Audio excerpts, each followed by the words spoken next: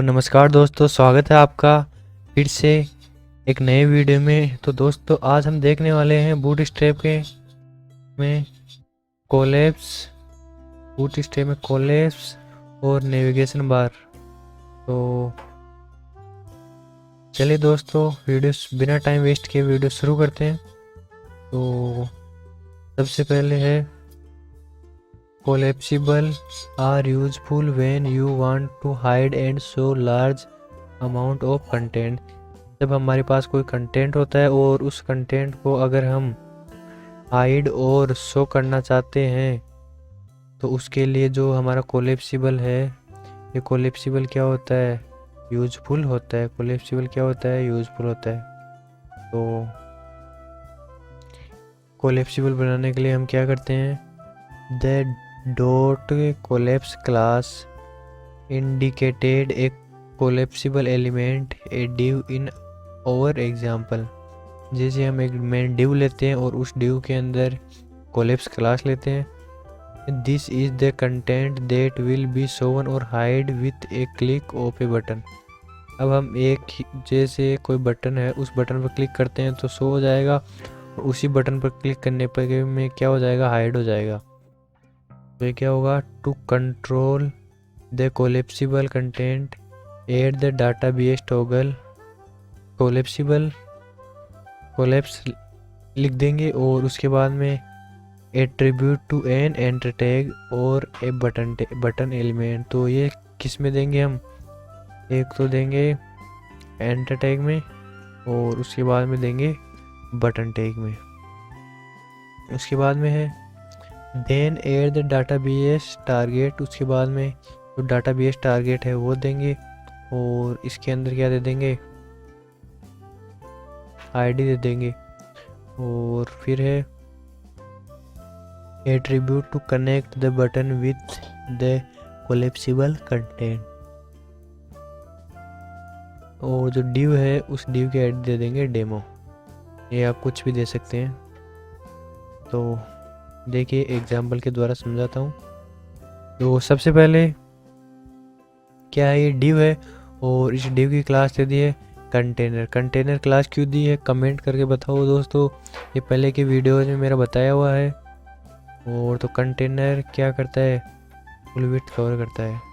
उसके बाद में है MT3, ये मार्जिन एम का मतलब मार्जिन, टी का मतलब टॉप से ये 30 पिक्सल, मार्जिन टॉप से 30 पिक्सल दे रखा है।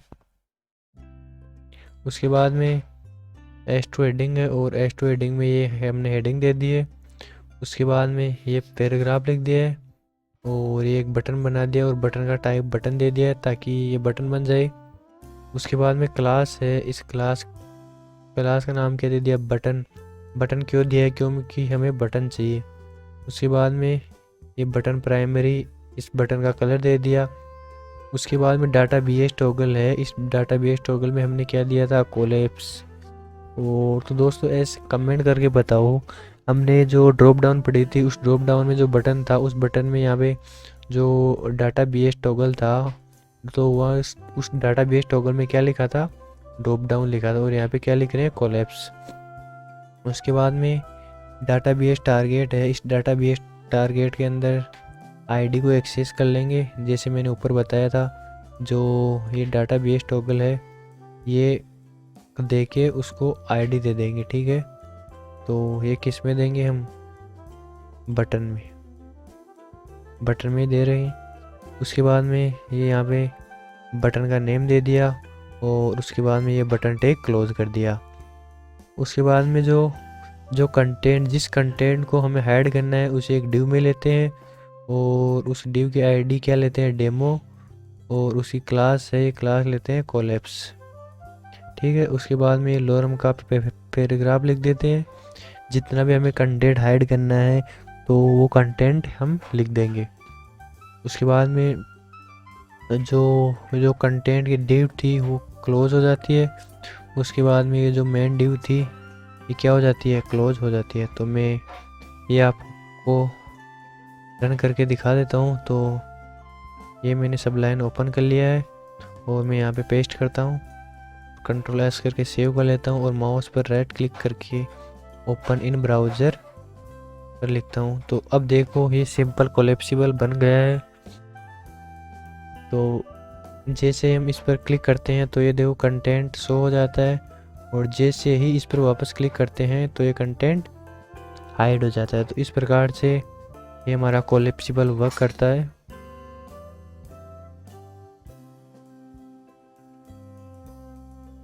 तो इस प्रकार से हम, अगर हमें 2-3 और बनाने हैं तो इस प्रकार से हम जो कोलेप्सिबल जो हमारे ये कोलेप्स है ये बना सकते हैं।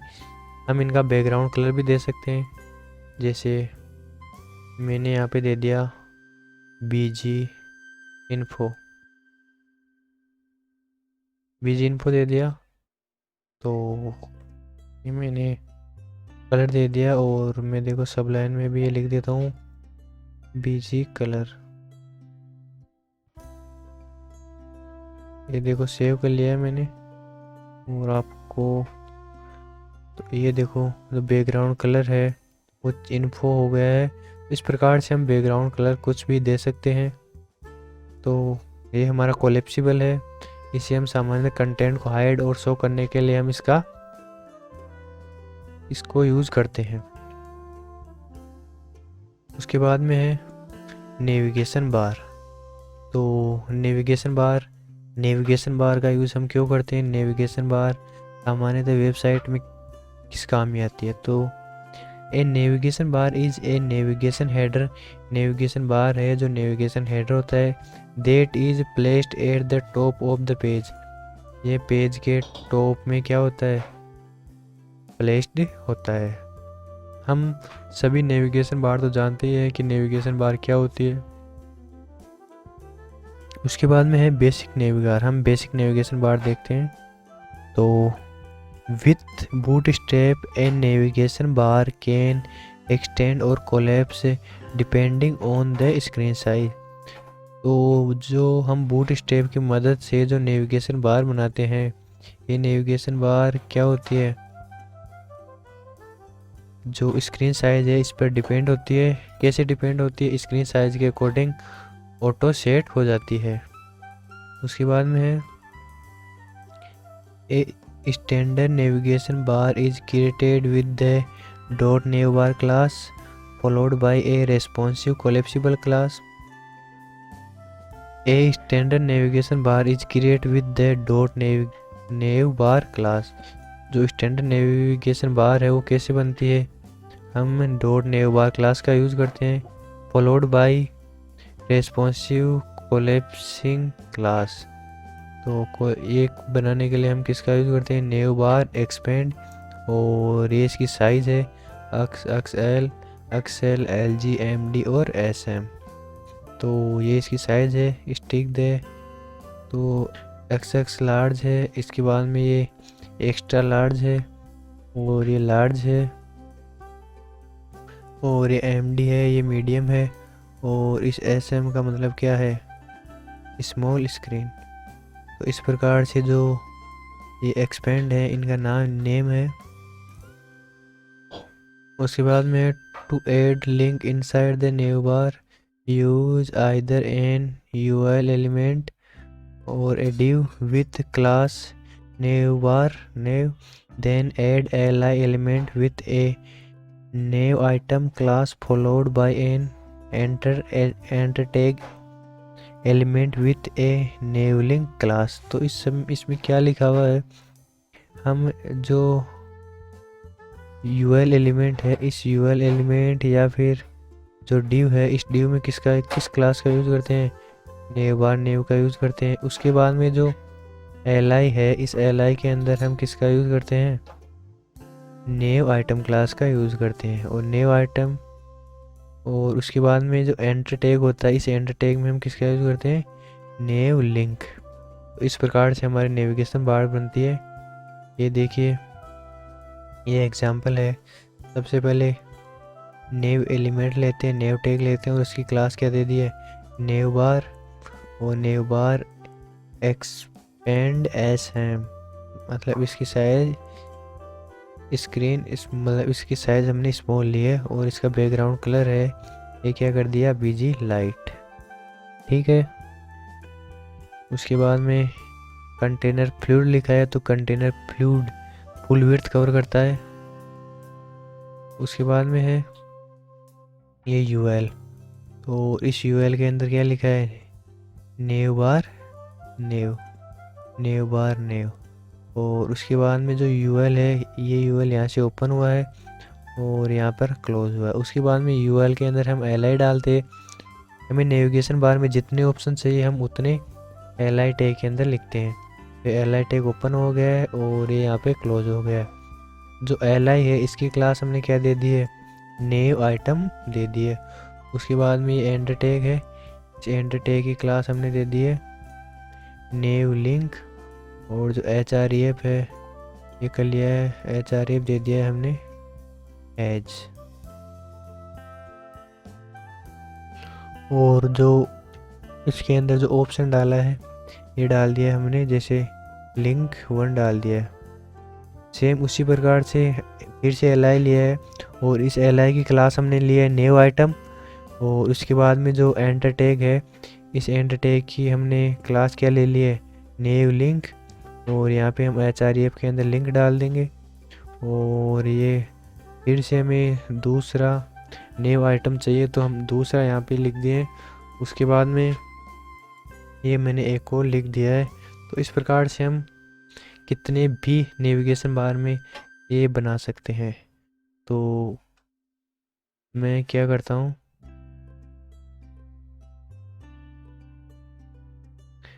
मैं इसे कॉपी करके आपको प्रैक्टिकली दिखा देता हूँ कि ये सब कैसे वर्क करता है।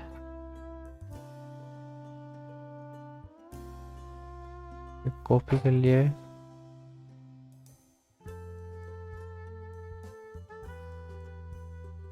पेस्ट कर दिया, कंट्रोल एस करके सेव कर लिया। और ये देखो ये हमारी नेविगेशन बार बन चुकी है। ये बीजी लाइट है, इस बीजी लाइट की जगह हम कर देते हैं डार्क इन्फो कर देते हैं।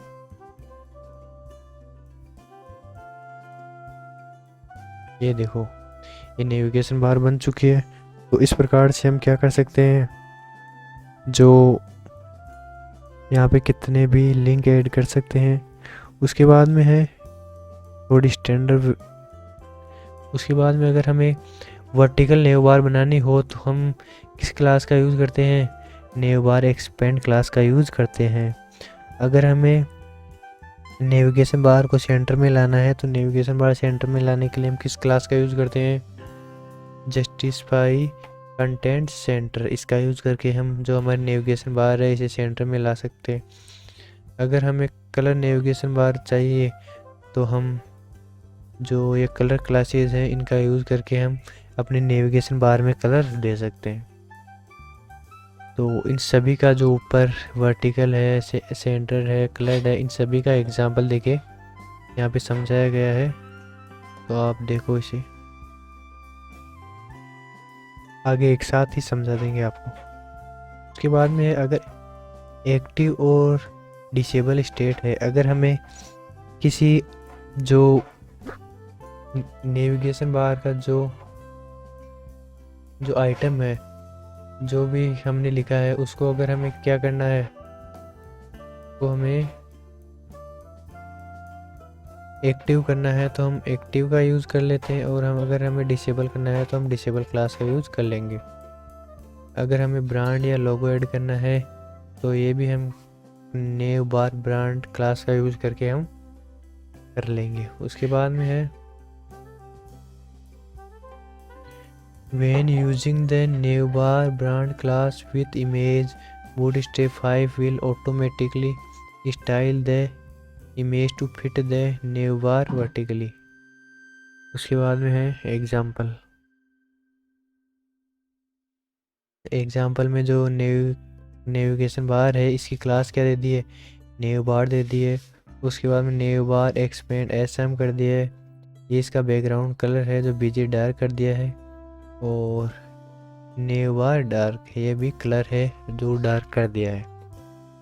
और एक कंटेनर फ्लूइड है, ये फुल विड्थ कवर कर लेगी, तो इसलिए हमने जो div है, इस div की क्लास क्या ली है, कंटेनर फ्लूइड ली है। अब हमें अगर जो लोगो ऐड करना है वो लोगो ऐड कैसे करेंगे, सबसे पहले इमेज टैग लेते हैं और इमेज टैग के अंदर एसआर चाहिए है, इसमें इमेज का नेम और ये इमेज का एक्सटेंशन रख देंगे, जो भी पीएनजी है, जेपीजी है, अन्य है तो वो रख देंगे। उसके बाद में एल्ट है, ये एल्ट में हम लिख देंगे कुछ भी, अगर इमेज शो नहीं होगी तो ये शो हो जाएगा।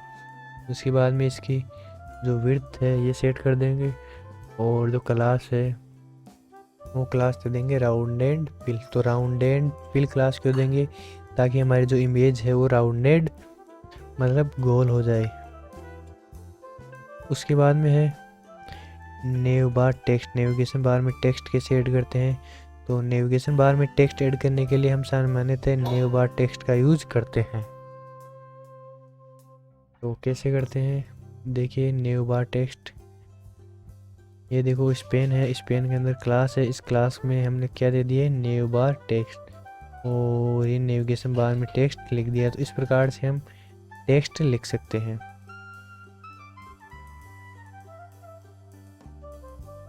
अब आपको एक अच्छी सी नेविगेशन बार बना के दिखा देता हूँ।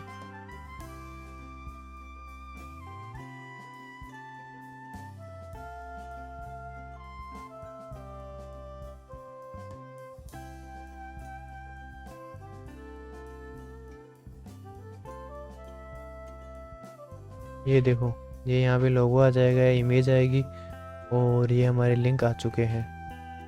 अगर हमें इसे छोटा करते हैं तो ये देखो, जो हमारे नेविगेशन बार का ये ऑप्शन है ये खुल चुका है, और हम अगर इस पर क्लिक करते हैं तो ये ऑप्शन शो हो जाएंगे, और इस पर वापस क्लिक करते हैं तो ये ऑप्शन है ये वापस हाइड हो जाएंगे। तो ये सब किसकी वजह से हुआ है,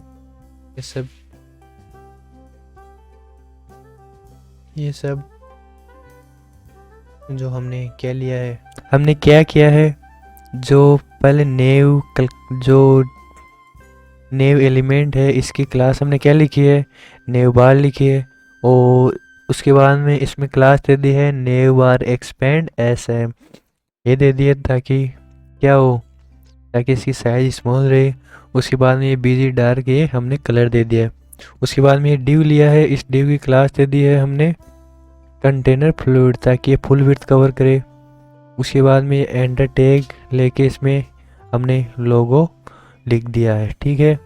उसके बाद में बटन लिया है, और इस बटन की जो क्लास है ये क्लास ले ली है नेवबार टॉगलर, तो नेवबार टॉगलर ले लिया, और इसका टाइप भी हमने बटन ले लिया क्योंकि हमारे पास ये बटन ही है। उसके बाद में जो डाटाबेस टॉगल है, इस डाटाबेस टॉगल में हमने कोलैप्स लिख दिया है, और उसके बाद में जो डाटाबेस टारगेट है, इस डाटाबेस टारगेट में हमने लिख दिया है कोलैप्सिबल नेवबार, तो ये हमने लिख दिया है। उसके बाद में ये एक स्पेन लिया है, और स्पेन की क्लास ले ली हमने नेवबार टॉगलर आइकन, ठीक है।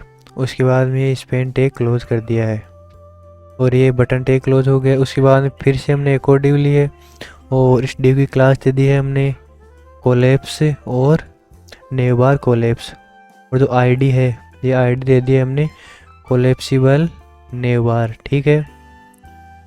उसके बाद में हमने यूएल लिया है, ये यूएल यहाँ से ओपन कर लिया है, और ये यूएल यहाँ पे क्लोज हो रहा है। उसके बाद में जो नेविगेशन बार है इसमें ये ऑप्शन डाल दिए हैं, और जो ये डिव है ये डिव यहाँ पे क्लोज होती है। उसके बाद में जो ये डिव है ये भी यहाँ पे क्लोज होती है, और जो ये नेविगेशन बार है ये नेविगेशन बार यहाँ पे क्लोज होती है। उसके बाद में हमारे पास अगला टॉपिक है नेव बार विथ ड्रॉप डाउन। तो नेव बार, अगर हमें नेविगेशन बार में ड्रॉप डाउन बनाना है तो ये कैसे बनाएंगे, तो बाकी सब सेम रहेगा। हमें जिस भी ड्रॉप डाउन मेन्यू है, जो भी नेविगेशन बार का जो नेव आइटम है, उस नेव आइटम के अंदर हमें क्या करना है, क्या लेना है, यूआरएल लेनी है, और इसी यूएल के अंदर जो यूएल की क्लास है, ये यूएल क्लास लेनी है ड्रॉप डाउन मेन्यू। उसके बाद में एल लेना है और एल के अंदर एंटर टैग लेना है और एंटर टैग की क्लास क्या रखनी है, ड्रॉप डाउन आइटम। ठीक है, ड्रॉप डाउन आइटम रखना है। उसके बाद में जो भी हमें ड्रॉप डाउन मेन्यू में ऑप्शन देने हैं ये ऑप्शन दे देंगे। तो इस प्रकार से देखो, मैं आपको एक बार इसे रन करके दिखा देता हूँ कि कैसे बनती है।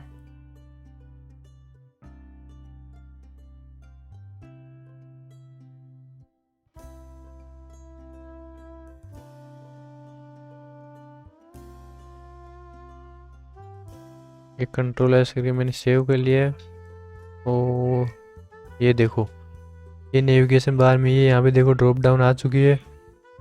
तो इस प्रकार से हम अपने नेविगेशन बार में ड्रॉप डाउन दे सकते हैं। ये देखो, तो इस प्रकार से दोस्तों हमारा जो कोलैप्स और नेविगेशन बार है, इसका वीडियो अच्छा लगा हो तो लाइक करना और चैनल को सब्सक्राइब करना मत भूलना, क्योंकि हम ऐसे ही वीडियोस आपके लिए रोज़ लेकर के आते रहते हैं।